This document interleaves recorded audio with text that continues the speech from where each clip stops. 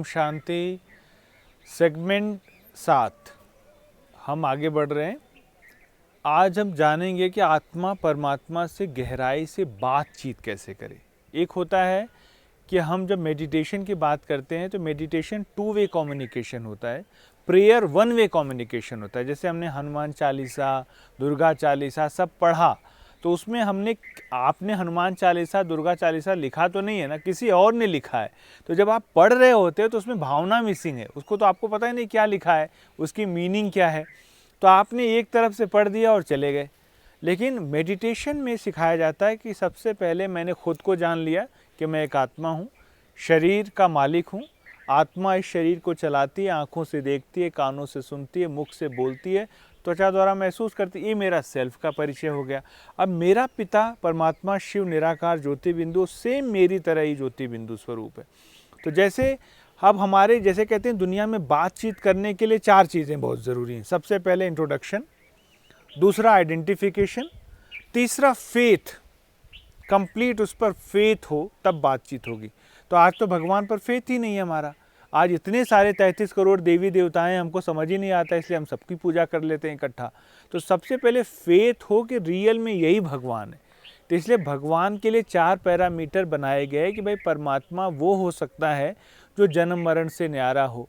तो लोगों ने तो जन्म मरण में आए, सारे राम कृष्ण सब जन्म मरण में आए और उन्होंने जन्म लिया, मृत्यु हुई, तो भगवान की कैटेगरी में आते ना। तो देवी देवताएं, दिव्य गुणधारी मनुष्य, लेकिन है मनुष्य। तो इस समय भगवान वो हो सकता है जो जन्म मरण से न्यारा है। वो निराकार ज्योति बिंदु स्वरूप है, वो शरीर नहीं लेता, वो निराकार। निराकार का मतलब जिसका कोई शरीर नहीं है। तो गॉड है, कहते हैं परमात्मा का शरीर नहीं है लेकिन रूप है, ज्योति बिंदु स्वरूप। तो फेथ इसके ऊपर कि परमात्मा ज्योति बिंदु स्वरूप ही है, तब कनेक्शन अच्छा होगा, है ना। और उसके बाद कंप्लीट प्यार हो जाए उससे। तो ये 4 चीज़, आज इंट्रोडक्शन मिला, आइडेंटिफिकेशन मिला। आइडेंटिफिकेशन क्या? Point of light, point of energy, ज्योति बिंदु। इंट्रोडक्शन क्या है? नाम शिव हो गया, रूप ज्योति बिंदु हो गया, रहने वाला परम धाम का हो गया। जब मेरा किसी से डायरेक्टली लिंक चाहिए तो उसके लिए 3 चीज़ें मस्ट हैं, तभी होती है बातचीत। और बातचीत के लिए सिमिलैरिटी चाहिए। सबसे पहले तो समानता चाहिए। जैसे ड्राइवर से बात करेगा, कोई और व्यक्ति अपने लेवल के साथ बात करेगा, लेकिन परमात्मा कहता है मैं तुमसे बातचीत कैसे करूं? तुमने तो अपना लेवल ही नीचे गिरा दिया है। बार बार अपने आप को बोला कि मैं बहुत चरणों की धूल हूँ, मैं ये हूँ। बहुत सारी आरती और उसके अंदर आपने सारी चीज़ें गाई, लेकिन परमात्मा ने कहा नहीं, तुम मेरे बच्चे हो। जैसे अगर कोई पिता अपने बच्चा उसका बोले कि पापा मैं बिल्कुल डल हूँ, डल हेड हूँ, मेरे अंदर कुछ भी क्वालिटी नहीं है, तो उसको बुरा लगता है। ऐसे पिता के सामने अपने मंदिरों में जाके बोलते हैं कि मेरे अंदर कोई गुण नहीं है, तो उसको कैसा लग रहा होगा। तो मंदिर में भगवान तो है नहीं, मस्जिद में गुरुद्वारे में भगवान अगर होता तो हमको आज हम इतने सारे पाप नहीं कर रहे होते और हमारा सारा काम हो रहा होता। लेकिन वहाँ जाने के बाद भी अगर कोई कह दे कि फलाने जगह कोई बहुत बड़े गुरु आए हैं जो एक मंत्र दे रहे हैं जिससे सारा काम हो जा रहा है, तो हमारा फेथ कहाँ गया। इसलिए मेडिटेशन बिना, शक्ति बिना संकल्पों की सिद्धि नहीं है। इसीलिए इस ज्ञान का एक क्रक्स है, इस ज्ञान का सार है, मेडिटेशन का सार है कि आत्मा को पहचानो, उस पिता परमात्मा को पहचानो, फिर उससे बातचीत करो। हमारी बात वो सुनता है, अच्छे से सुन के उसका आंसर भी करता है, बट वेट करना पड़ेगा थोड़ा सा। तो जब हम आत्मा परमात्मा से बात करती है ना, तो संकल्पों से बात करती है और वो संकल्प उसके पास पहुंचते हैं। जैसे मैंने कहा कि आज मेरा दिन बहुत ऐसा रहा। मैं सेल्फ रियलाइजेशन की बात आपके सामने रख रहा हूँ कि आज मैं बहुत खुश हूँ, आज मेरा दिन बहुत अच्छा जाएगा, आज मेरे अंदर बहुत सारी बातें ऐसी होंगी जो दुनिया में कभी कभी हुई नहीं। मेरे सोच में पवित्रता आ रही, मेरे सोच में शांति आ रही, मेरे सोच में सब कुछ बहुत अच्छा हो रहा है। तो जब मैं पॉजिटिव सोचना शुरू करता हूँ तो ऑटोमेटिकली परमात्मा की एनर्जी हमारे ऊपर आनी शुरू हो जाती है। बड़ा सिंपल और सीधा मेथड है, इसमें बहुत बड़ा रॉकेट साइंस नहीं है, सिंपल और सीधा मेथड, आराम से हम परमात्मा से बातचीत कर सकते हैं।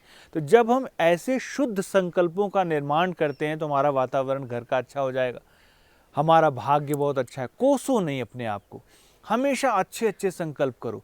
सुबह उठ के जितने पॉजिटिव संकल्प हम करते जाएंगे वो ऐसा हमारे चारों तरफ का एनवायरनमेंट बनता जाएगा। और परमात्मा से ऑटोमेटिकली, क्योंकि जब उसका परिचय मिल गया तो कनेक्शन भी हो जाएगा और उसको हम याद करेंगे तो हमारे अंदर पॉजिटिविटी और बढ़ जाएगी।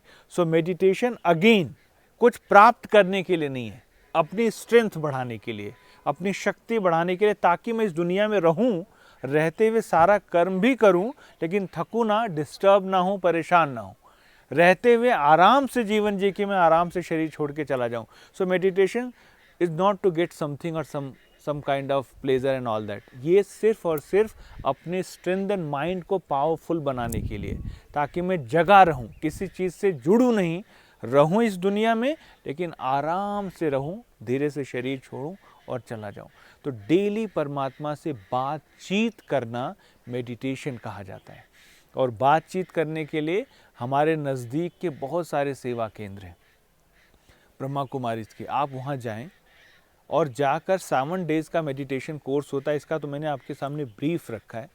उस 7 डेज़ के मेडिटेशन कोर्स में कर्मा फिलॉसफी, क्योंकि जब परमात्मा की याद में रहेंगे तो कर्म हमसे गलत होंगे ही नहीं। हमारे लाइफ का कोई जीवन का पर्पज़ ही नहीं था ना, हमने सिर्फ कमाया, खाया और सो गए, ऐसे ही किया।